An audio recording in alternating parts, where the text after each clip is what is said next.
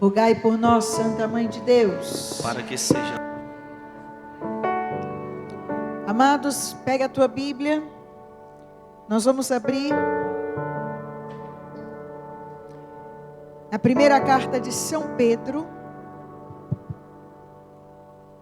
capítulo 2. Primeira carta de São Pedro, capítulo 2. Amém ou misericórdia? Misericórdia concedida. Quem já achou, olha aí do lado, ajuda o irmão.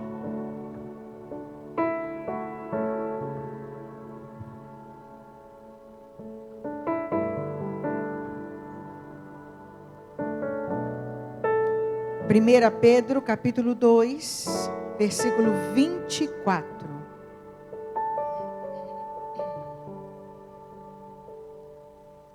Amém?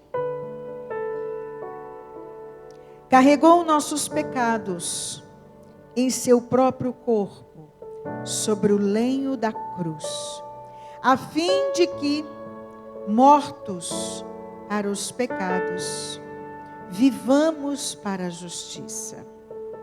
Por suas feridas fostes curados. Algumas traduções vão estar escrito: por suas chagas fostes curados. Andáveis errantes como ovelhas, mas agora voltastes ao pastor e guardião de nossas vidas. Palavra do Senhor. Amados, essa palavra marcou e marca profundamente a minha vida. Alguns que estão aqui já conhecem, já sabem, mas como dizem meus filhos espirituais, toda vez que a gente escuta, Deus trabalha mais um pouco. Toda vez, Deus continua falando conosco. E olha que eles me acompanham em todas as missões. Então tem que ouvir toda vez. E Deus trabalha toda vez. Porque Deus é sempre novo e Ele fala conosco. Essa palavra marcou a minha vida. Porque um dia eu fui levada, e a palavra é essa, eu fui levada para um retiro com esse tema: por suas chagas fomos curados. E quem me levou a esse retiro foi um anjo, foi uma médica. Essa médica me acompanhava e ela disse: Raquel, vai ter um retiro. E o retiro era em outra cidade, eu moro no Espírito Santo, o retiro era em Minas. E ela disse: mas eu vou contigo. Eu não podia sair, eu não podia me distanciar de um hospital. Por quê? Em 2004, eu fui diagnosticada com lúpus sistêmico. Eu nunca havia ouvido falar dessa doença, não conhecia.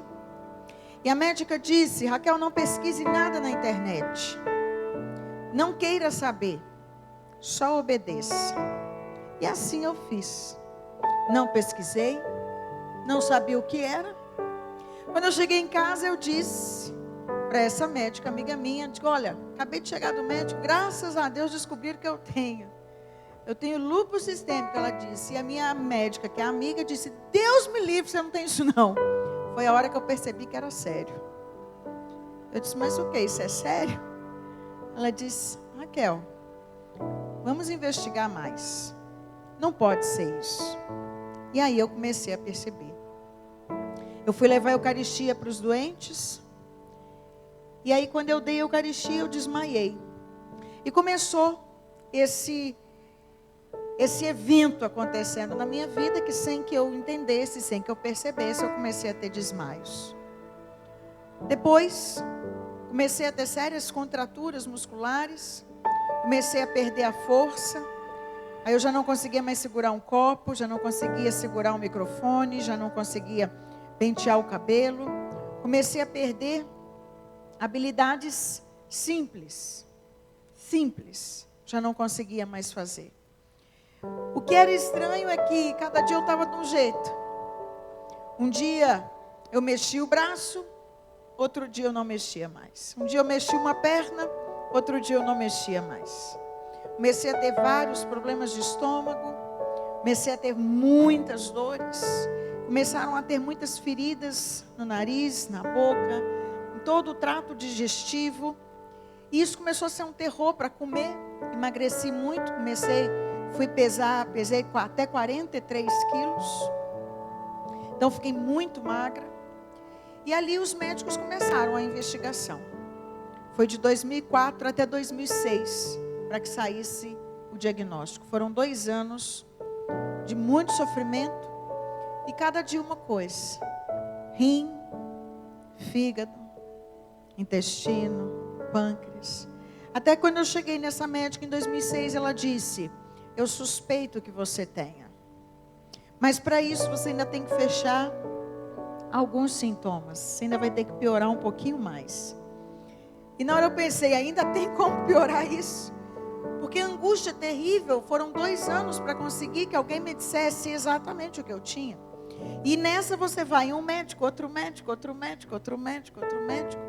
Porque é um problema de estômago, é um problema de intestino, é um problema de pâncreas, é um problema. E cada médico uma especialidade. E você vai, e ninguém sabe no final dizer o que é que eu tenho. Então essa angústia era muito terrível. E aí nós começamos, muitas pessoas no Brasil começaram, vamos rezar pela Raquel, e começaram essa campanha de oração, e eu dizia, reze para que eu entenda o que eu tenho.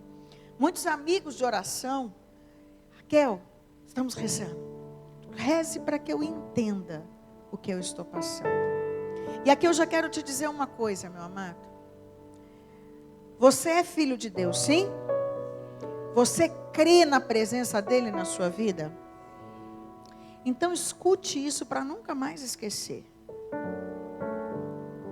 Não existe tribulação que bate na porta de um escolhido sem propósito. Entendeu? Sim ou não?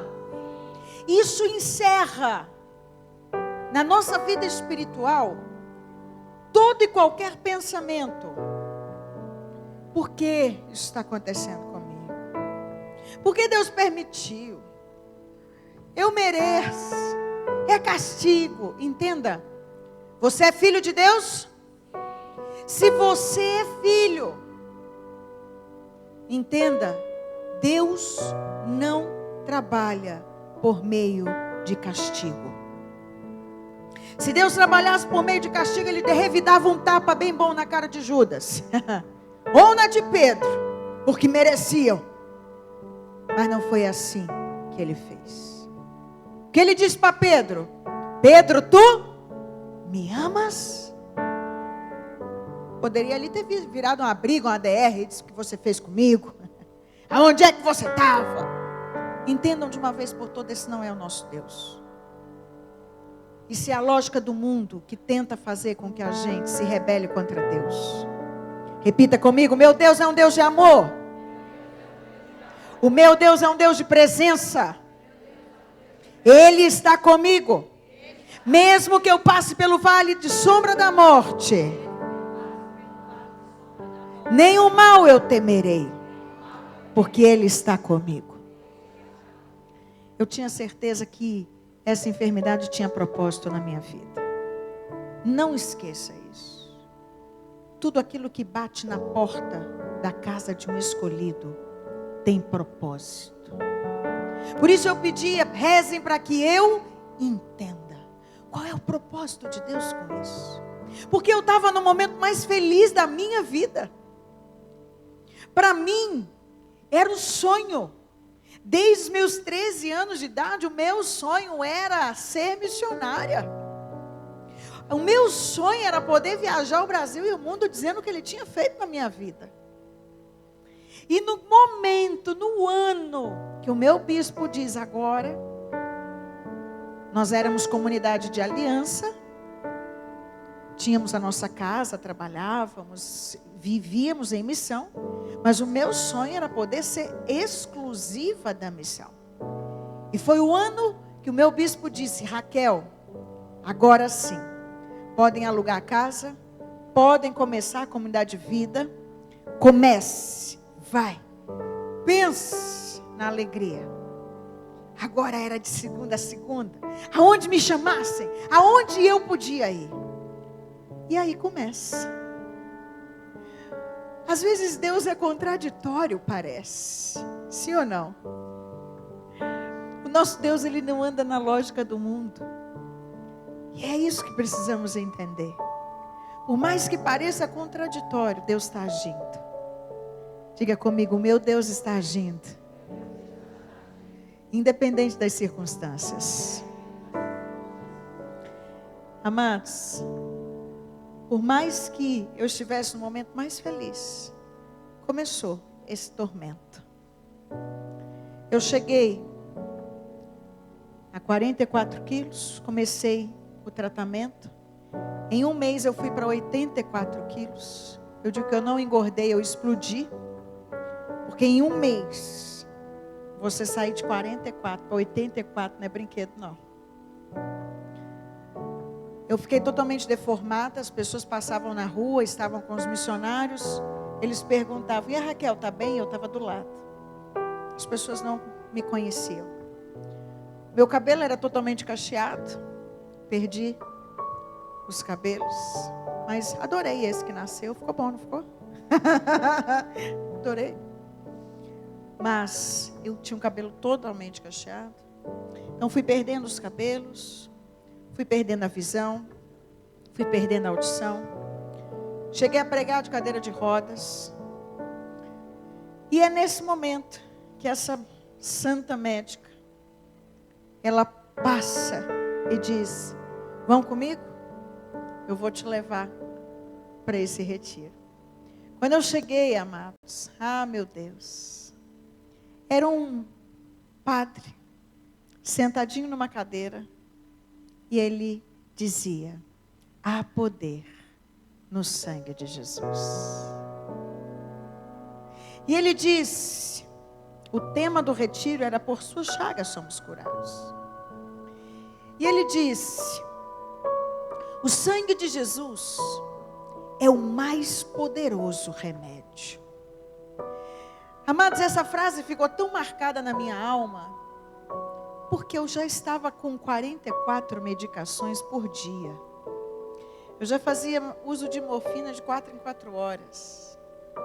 Para mim, quando ele disse, o sangue de Jesus é o meu mais poderoso remédio, eu digo, é esse que eu quero. Eu quero este remédio. E ali eu comecei a já chamar o sangue de Jesus o meu remédio. E é até hoje o meu remédio. Ele começou a dizer, precisamos aprender a clamar o sangue de Jesus. Porque o sangue de Jesus é a vida de Cristo. Por isso o Padre diz, tomai e comei. Este é o meu sangue, o meu corpo. É a vida.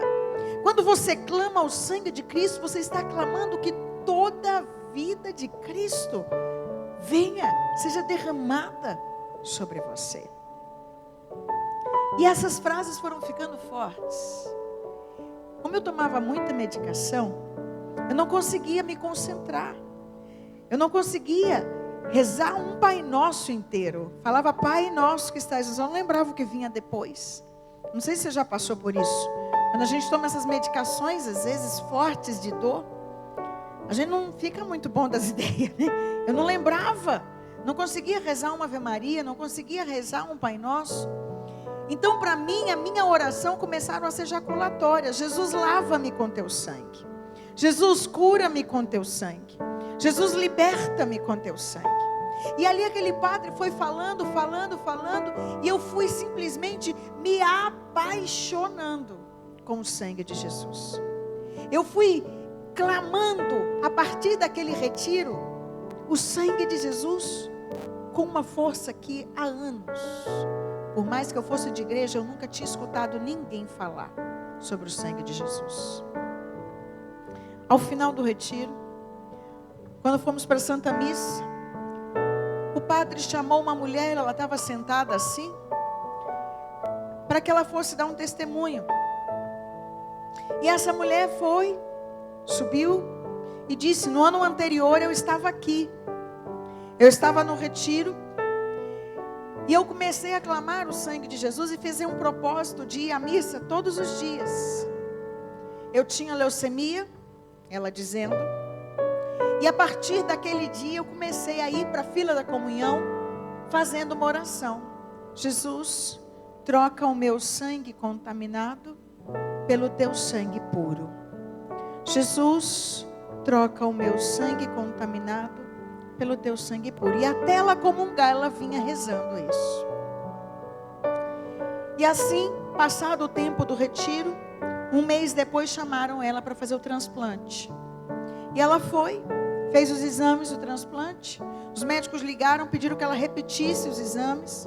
Ela repetiu. E por uma terceira vez os médicos ligaram e disseram: a gente vai precisar que você repita de novo. E para uma pessoa que está aguardando um transplante, aquilo já era uma ansiedade, uma angústia. Ela disse: doutor, não, o senhor vai me explicar por que eu estou tendo que repetir esses exames, o que está acontecendo? Ele disse: está acontecendo uma coisa errada. Ou esse exame inicial que você trouxe não é seu, ou esse exame que você está fazendo agora não é seu. Então a gente quer que você faça em outro laboratório. E aí ela disse: não, eu já fiz 2 vezes. Me explique. Aí ele disse: porque nesse exame que você trouxe antes, você tinha câncer. Nesse aqui você não tem mais. Aqui não tem. E ela foi feliz da vida, dizendo: o sangue de Jesus me curou, feliz, feliz, feliz. Aí o médico disse: não é cura não.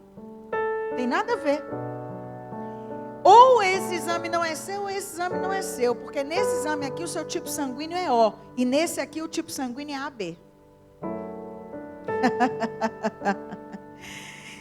E a mulher ficou impactada e disse: o quê? É um milagre. Você entendeu, sim ou não? Amados, quando eu ouvi, ninguém me contou, eu estava vendo essa mulher diante dos meus olhos.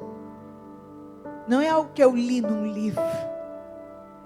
Quando eu olhei e vi essa mulher contando esse testemunho, e aquela igreja festejando, a cidade conhecia, era um milagre visível diante dos olhos de todos.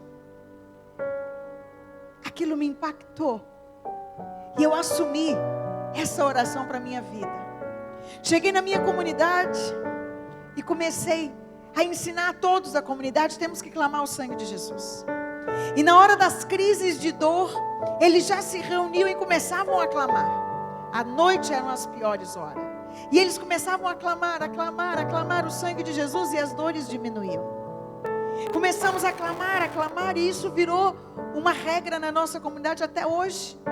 Todas as noites a gente clama o sangue de Jesus. Só que o que eu não imaginava é que depois de toda essa experiência, eu ainda iria piorar. Eu fui pregar um retiro, porque mesmo enferma eu sou guerreira, eu não parei de pregar. Mesmo passando mal, eu continuei. E eu estava pregando um retiro, e eu comecei a ter muitas hemorragias. E ali começaram a vir as hemorragias, as convulsões. E eu fui levada às pressas para um hospital. E quando os enfermeiros me levavam lá para dentro, na maca, uma enfermeira disse: o que essa jovem tem? A outra disse: ela tem lúpus. Meu Deus, ontem morreu uma de 17, hoje uma de 19, agora essa. E eu fui entrando pensando, né? Será que elas acham que eu já morri ou que eu não estou ouvindo? Se tiver alguma enfermeira aqui, gente, a pessoa pode estar moribunda, mas não escuta, né? Faz isso não. E elas foram me levando, e naquela hora eu tive consciência: eu estou morrendo. Sabe quando a ficha começa a cair? Não tem mais muito o que fazer. As convulsões começaram a ficar muito constantes. As hemorragias aumentaram. Até que em uma dessas idas e vindas no hospital, os médicos chamaram o conselho da minha comunidade disseram: olha, vocês precisam já se preparar. Tudo que vocês precisarem perguntar a ela, perguntem. Tudo que precisa que ela assine. Porque em uma dessas ela pode ir e não voltar mais. E aí nós voltamos para casa. Fomos no meu quarto e cada um veio e começou a falar. Fazer a sua despedida. Eu não sei se você já passou por um momento assim, de ter que se despedir de alguém. Mas para mim era terrível pensar na possibilidade de, pode ser que sejam as últimas palavras. Eu não sabia o que dizer. Eu só chorava. E ali cada um foi passando, falando. E quando eles terminaram, eu estava chorando muito, eu pedi que eles me deixassem sozinha. E eu comecei a rezar, a me preparar. Com muita dificuldade, no lado da minha cama já ficava um móvelzinho com a minha Bíblia, com a minha cruz. A minha cruz ficava assim, numa base. E eu fui puxando a minha Bíblia, com muita dificuldade, porque eu não tinha mais essa facilidade. E fui empurrando a Bíblia até que ela caiu sobre o meu peito. E ali eu rezando. Amado, só que o que eu não imaginava, quando eu olhei, qual era a palavra? Por suas chagas fostes curados. Eu não sei se você acredita que isso pode ser uma coincidência. Eu não. Podia ter aberto em qualquer página da Bíblia. E na hora que eu olhei, eu pensei: será que o Senhor está me dizendo que vai me curar? Será que eu vou morrer? O que será que eu preciso rezar nessa hora? E ali eu entrei num conflito muito grande. Porque eu nunca tinha tido coragem ao longo de toda a minha enfermidade de pedir a cura. Eu só pedi que eu entendesse. Mas em nenhum momento eu pedi a cura. E ali eu fui rezando, chorando, fui me arrastando com muita dificuldade na cama, caí no chão, na direção da minha cruz. Por que eu percebi? Havia uma incredulidade muito grande na minha alma. Eu não tinha coragem de pedir que Jesus me curasse. Eu já havia acompanhado, e eu não me recordava disso. Eu já havia acompanhado uma grande amiga minha que teve câncer. E ela testemunhava: fui curada, pregava, e daqui a pouco o câncer voltava. E ela testemunhava e voltava. Testemunhava e voltava. E ela morreu. E eu me recordo que no dia do enterro dela, eu fiquei pensando nisso. Inconscientemente, eu não disse nada, mas inconscientemente, eu não tinha coragem de pedir a cura, porque eu não acreditava. Havia uma decepção na minha alma. Consegue entender, sim ou não? Eu não acreditava que essa cura podia acontecer. Você está entendendo, amados? Eu já estava com o fígado tomado, pâncreas, baço, intestino, estômago, a minha visão, a audição. Eu já estava com vasculite, feridas pelo corpo inteiro. Não tinha como regredir isso. Não tinha como retornar isso. Eu só não tive nada no coração e não tive nada cerebral. O resto tudo eu tive. Não tinha como. Era o fim. Mas o que significava essa palavra, meu Deus? O que será que Deus queria me dizer com isso? E ali eu comecei a chorar muito. E a pedir perdão ao Senhor como eu nunca tinha pedido. Amados, eu nunca tinha pedido perdão a Deus, porque eu nunca tinha encarado que no fundo havia dentro de mim uma dúvida, uma incredulidade do que Deus era capaz de fazer. A gente vai para a igreja, como eu dizia na primeira parte da palestra, da primeira palestra. A gente vai, a gente diz eu creio, mas na hora que bate na porta da casa da gente é diferente. Na hora que é no corpo da gente. Na hora que você vê tudo ruindo, você dizer, eu creio. Isso não é simples. E eu percebi, meu Deus, eu que era missionária, eu que já tinha rezado por tantas curas, eu já vi paralítico levantando, eu já rezei por tantos milagres que eu vi diante dos meus olhos. Mas por que na hora que era para mim,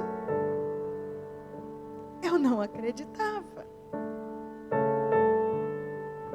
Eu percebi que eu precisava de uma grande cura. E eu comecei a clamar, Jesus, lava-me com teu sangue. E comecei a fazer um forte clamor, Jesus, lava-me, lava-me, como um grito de socorro. Jesus, lava-me, porque eu nunca tinha encarado. Porque a gente não encara, não. Porque se pergunta, a gente diz que crê. A gente não encara que lá no fundo a gente tem medo. A gente pede às vezes a cura, mas no fundo a gente não acredita. Porque a gente acha que Ele não vai fazer. E ali eu clamei o socorro. Jesus, liberta-me pelo teu sangue redentor. Jesus, lava toda a minha história com teu sangue. E essa foi a oração. E conforme eu fui clamando, eu fui vendo como se dessa cruz pingasse, jorrasse. Não tinha gotinha de sangue aqui na época, mas hoje tem por causa dessa experiência. E ali é como se jorrasse sangue. Até por isso me perguntaram, por que não tem uma cruz no terço? Porque essa é a experiência. A gente sempre reza com a cruz na mão e o terço na outra. Para mostrar essa experiência. Aqui estava a cruz, onde eu contemplava. E foi jorrando e formando como uma poça de sangue no chão. E era como se o Jesus estivesse me banhando no sangue de Jesus. Amados, naquilo eu fui chorando tanto, chorando. E eu fui vendo esse sangue penetrando a minha história, penetrando a minha vida.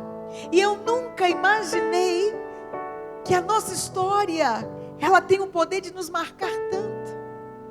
Eu não sei aqui se na sua família tem aquele filho preferido. Tem? O filho predileto, o filho preferido? Tem na sua família? Tem? Quem diz que não tem é porque você é o preferido, tá certo? Porque o preferido sempre diz que não tem, mas os outros sempre sabem que tem, né? Nós somos em 4 na nossa casa. O primeiro filho da minha mãe, ele morreu. E a minha mãe estava grávida de mim. Minha mãe estava com 4 meses de gravidez. Eu sou a caçula. Então a minha mãe, sem que eu soubesse, fez uma projeção. Toda vez que ela olhava para mim, eu marcava, querendo ou não, a morte do outro. Então entre mim e minha mãe existia sempre um amor e um ódio. Havia uma relação de dor entre nós. Eu não entendia por que eu não gostava de aniversário. Eu não entendia por que eu trazia tantas coisas em mim. Por quê? A nossa gestação marca a nossa vida. E amanhã a gente vai falar disso um pouco. Naquele momento, eu fui vendo a minha história como um filme. Gente, que coisa forte é isso. É como se fosse o último momento, a minha última confissão. É como se eu estivesse ali vivendo um último momento. E fui vendo a minha vida como um filme. E eu fui entendendo a minha irmã do meio, que eu sempre achei que era a preferida. Como para mim, eu trazia a história da marca, da dor. Ela foi a única que nasceu no melhor momento da família. Ela era a marca do melhor momento, do sonho da casa, melhor momento financeiro, melhor momento entre ela e o meu pai, melhor tudo. E quando meu irmão morreu, ela era criança. Então a mamãe achou que assim, ela precisava mais de socorro, de suporte, era mais frágil. Só que foi assim o resto. Só que eu entendi que sempre o outro vai ser o escolhido e eu não. Eu nasci e crescia sempre achando que a graça de Deus vai cair sempre na casa do vizinho e não na minha. Eu não sei se você parece comigo nessa ideia, assim, você entra num jogo, você já sabe que você vai entrar para perder? Eu era assim. Nem bingo eu ganhava, nem sorteio eu ganhava, menino não ganhava nada. Se tinha assim, o pior presente, pode saber que era o que eu ia ganhar. Eu dizia, mas vai ser ruim assim, né? Era algo muito forte isso em mim. Como é que Deus poderia me curar se eu sempre achava que o outro ia ser o escolhido? Não interessa, a gente projeta para Deus aquilo que a gente vive na nossa história. Você projeta para Deus. E naquele momento é como se aquele sangue fosse penetrando a minha vida, a minha história.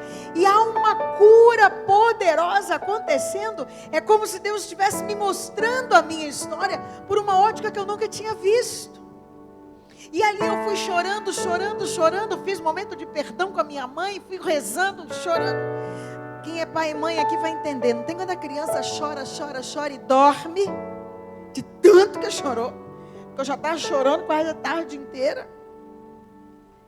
E ali eu dormi, caída no chão. Só que essa fase, eu já não ia ao banheiro sozinha. Eu não me locomovia sozinha. Para eu fazer qualquer movimento era arrastada. E eu caí de bruços no chão. Eu ia ficar ali até que alguém achasse caída. Eu jamais ia conseguir me levantar daquele chão. E quando eu me acordei, eu me levantei. Fui até a porta do meu quarto. E ainda era aquela época daquelas maçanetas, eu não sei se tinha aqui bolinha, que você tem que dar um tranco assim ainda. Só que, gente, jamais eu faria esse movimento. Abrir e fechar a mão era uma dor violenta. Jamais, e nem força. Abri a porta. E eles ainda estavam no corredor, chorando, se consolando. E quando eu abri a porta, eles olharam para mim, eu disse, gente, alguém pode ver alguma coisa para eu comer? Eu estou com uma fome. E aí todo mundo olhando para mim. Parado, eles estavam parados, ficaram. Eu digo, gente, eu estou com fome. Alguém pode ver alguma coisa para eu comer? E eles continuaram parados. Eu não entendi. Ei, alguém pode ver alguma coisa para eu comer? Mas pensa, para eles, acabaram de sair despedindo da moribunda, a moribunda levanta e pede comida. Então eles ficaram parados. Até que eu disse, gente, eu estou com fome. E aí, uma delas se aproximou e disse, o que aconteceu? Eu digo, nada, eu estou com fome. Raquel, o que aconteceu? Eu estou com fome. Raquel, ela me segurou e disse, o que foi que aconteceu? E na hora que eu olhei e vi a expressão deles e dela, eu abri e fechei a mão. Eu não sentia dor. Eu percebi que eu estava enxergando normalmente. Eu me abaixei, me levantei os braços e eu não sentia dor. Eu olhei para eles e disse, eu não tinha fome. Tinha 2 anos que eu não sentia fome. E mesmo porque comer era um terror, porque minha boca estava muito ferida. Se a gente está com uma afta, comer é ruim, né? Então era ferida a boca toda. O nariz, tudo, a garganta, era tudo ferida. Então comer era um terror, a última coisa que eu queria era comida. Eu estava com fome, enxergando normalmente, sem dor alguma. Eu olhei para elas e disse, o sangue de Jesus me curou. O sangue de Jesus me curou. E comecei a gritar, o sangue de Jesus me curou. O sangue de Jesus me curou.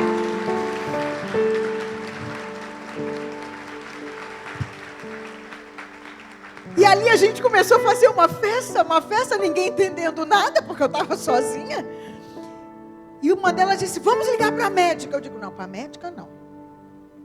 A médica não. Pensei em 2 coisas. Uma, vai que essa história de que o moribundo melhora um dia antes de morrer, né? Falei, vai que Deus, hoje é o dia da melhora e eu morro amanhã. Então não vamos ligar não. Falei, vamos curtir o dia. Gente, mas eu curti aquele dia como se fosse o meu último dia de vida. Porque todas as vezes, se a gente fosse para qualquer lugar, eu tinha crises e crises e crises, então eu estragava todos os passeios. E naquele dia, mas nós fizemos tudo, brincamos, fomos para casa, dormi. Quando eu me acordei, eles estavam já assim, com as caras, olhando para mim. Eu sentei na cama, abri e fechei a mão, me levantei e disse, eu estou ótima. Acho que não morri hoje. Segundo dia, terceiro dia, quarto dia, quinto dia, sexto dia, sétimo dia. Eu falei, não, agora está estranho demais, vamos na médica. Fomos na médica. Quando eu cheguei, a minha médica olhou para mim e disse, o que aconteceu? Eu disse, senta. Porque eu sempre entrava carregada.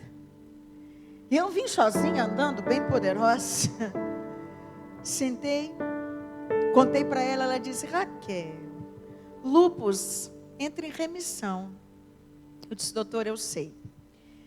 Mas aqui, eu caí no chão de um jeito. Vai que eu fiquei lá 1 hora, não sei quanto tempo eu fiquei naquele chão. E eu me levantei boinha. Remissão é assim, de uma hora para outra, assim, fica boa. Aí ela riu e disse, tá estranho. Eu disse, então eu estou curada. Ela, não diga eu estou curada. Eu digo, mas eu estou. Peço os exames de novo.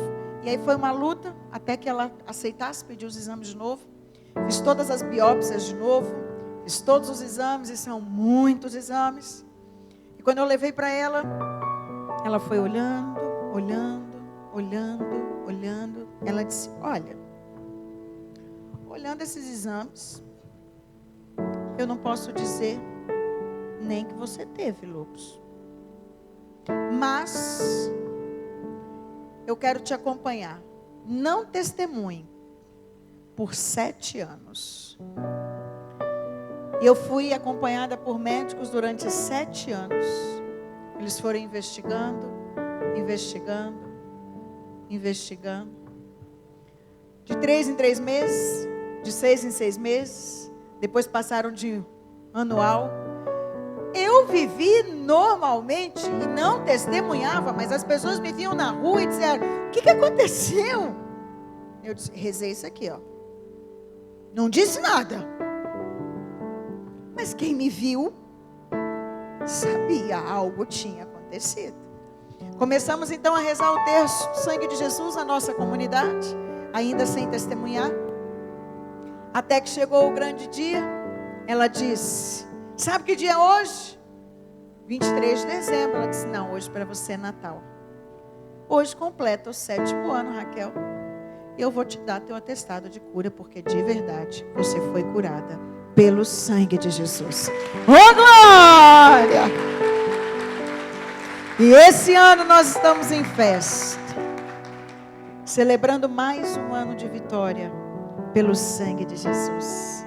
Meu amado, você está entendendo? O Senhor realizou um milagre. Desde 2008, eu não paro de espalhar o poder do sangue de Jesus. Porque este sangue tem poder para realizar o impossível. Eu não sei, como eu te disse, qual é a dor, qual é a enfermidade, qual é a ferida, qual é o impossível que você está enfrentando. Mas eu estou aqui, meu amado, minha amada, para te dizer, eu sei que é difícil acreditar quando a coisa está dentro da nossa vida, da nossa saúde, da nossa casa. Mas se você acreditar, se você clamar, o sangue de Jesus, o primeiro grande poder que ele tem é fazer você voltar a acreditar. Porque se você me perguntar qual é o nome da minha doença não é lúpus, minha doença era incredulidade. E dessa sim eu fui curada. Para a honra e glória do sangue de Jesus. Porque quem traz a incredulidade traz todas as doenças na alma. E a nossa doença começa na alma. É da alma para a tua mente, da mente para o teu corpo. Nenhuma doença começa sozinha, entenda isso. Deus precisa começar te curando de dentro para fora. Essa é a grande cura que Ele quer realizar. Não adianta a gente ser curado fisicamente, amados, entenda isso. A gente vai morrer uma hora. Uma hora vai aparecer outro troço, ou a gente passa direto. Eu estou rezando passar direto. Eu disse a Jesus, o troço eu já tive, agora só me deixa passar, hein? Mas a doença física, ela vem. A passagem todos nós vamos ter que fazer, sim ou não? Mas a gente precisa entender uma coisa. A cura mais importante é a cura do coração. Porque se eu tivesse partido com a incredulidade na alma, eu teria perdido o maior sonho, desejo da minha vida, que é o céu. Queira a cura do teu coração. E não chore se a cura física não vier. O Senhor me deu a graça e o milagre. Mas não é para que eu te diga, Ele vai curar você também. Não, filho. Mas é para que eu te diga, volte a acreditar. Porque Ele pode. Volte a acreditar, porque Ele pode. Se você tiver fé, Ele pode fazer coisas extraordinárias na sua vida. Entenda. E se vier a cura física, se vier o milagre, glorifica o Senhor. Glorifique o Senhor. Entendeu, sim ou não? O que Ele quer de nós, homens e mulheres que creem e estão preparados para que o milagre aconteça. Você pode dizer, Senhor Jesus, na minha vida tem espaço para milagre. Tem alguma tribulação? Tem alguma luta? Tem alguma enfermidade? Sim? Então você é feliz, você pode dizer, Jesus, eu tenho uma oportunidade de milagre na minha vida. Eu tenho, Senhor, uma oportunidade para que o Senhor realize uma obra extraordinária na minha casa. Vem, Senhor Jesus. Pede. Vem, Senhor Jesus. Vem na minha vida. Vem na minha casa. Se você clamar, Ele vem. Pede essa graça. Uma gota do teu sangue basta para nos curar. Uma gota do teu sangue tem poder para nos transformar. Olha Ele, eis que Ele vem. Fica de pé, receba o teu Senhor, aquele que tudo pode, aquele que tudo pode. Vem, uma gota do teu sangue basta para nos curar. Uma gota do teu sangue tem poder para nos transformar. Aplauda o Senhor. Uma gota do teu sangue basta para nos curar. Uma gota do teu sangue tem poder para nos transformar. Então derrama sobre nós o teu sangue, Jesus. Sobre esta nação eu clamo por libertação. Então derrama sobre nós o teu sangue, Jesus. Sobre o meu coração eu clamo por libertação. Uma gota do teu sangue basta para nos curar. Uma gota gota do teu sangue tem poder para nos transformar. Canta, creia. Uma gota do teu sangue basta para nos